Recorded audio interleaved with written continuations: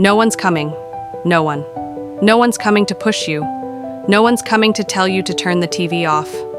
No one's coming to tell you to get out the door and exercise. Nobody's coming to tell you to apply for that job that you've always dreamt about. Nobody's coming to write the business plan for you. It's up to you.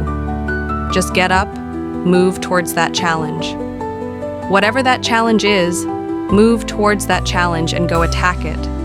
And you may be successful, and you may not be successful, but you will be better. When every boy realizes no one's coming to save him, that's when he becomes a man. And some boys never get there and stay children forever. Nobody cares about you. And I mean that in the most positive, optimistic, inspiring, motivating way. You think that everybody's paying attention. And because of that, it kind of controls how you think. And the reality is, everybody is so focused on themselves in this world. Nobody has time for you. Look around you. There was no team. It was you. There was no weight loss program. Or mom and dad waking you up saying you can do it, you can be better, trying to build belief. You built belief when you had nothing. I found myself in a place that I just never envisioned I would be. I would wake up every morning just pinned to the bed with anxiety, and I became somebody that I barely recognized. And you know, the thing that's interesting about being stuck in life is that the fact is you know what you need to do. That's the easy part, it's the how. How do you make yourself do what you need to do when you are scared or overwhelmed or anxious or hopeless or depressed or any of the stuff that happens to you as a human? That's the $100 million question. And because you're only ever going to do the things that you feel like doing right now, or that feel good right now, unless you understand that you've got to parent yourself. You got to push yourself.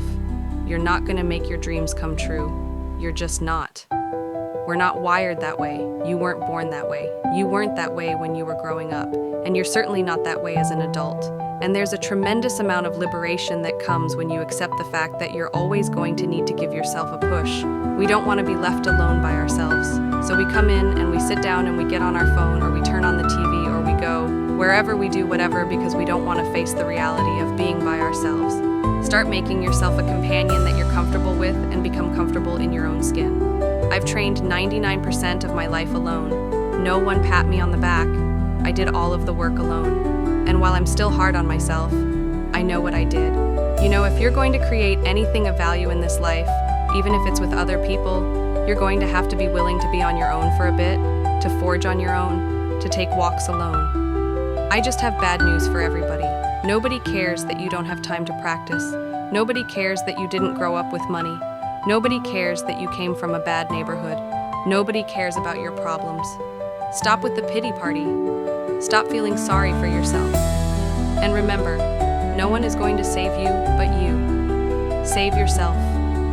It seems like my version of personal development requires me to fall into a hole or dig one, and then I realize nobody's coming to rescue me. And if I want to get out of the hole, I'm going to need to build a freaking ladder. It doesn't sound good to say that you're in control, that nobody's coming to save you, but that's what works. If you take Kobe Bryant's advice, which is that booze don't block dunks, and the idea that you can get so good at something that people can't stop you from succeeding.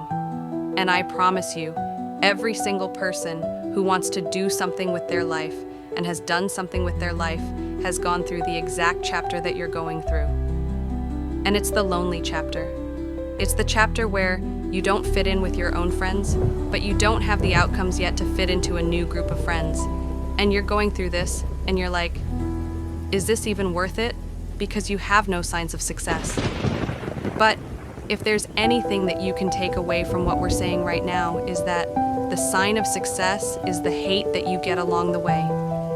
First of all, nobody is coming. I mean, if you've been sitting around waiting for somebody to discover you, to pick you, to save you, to rescue you, to give you your shot, it's not happening. Like, at some point, you got to wake up and realize when you're 18 and you're out of that house, you have to parent yourself.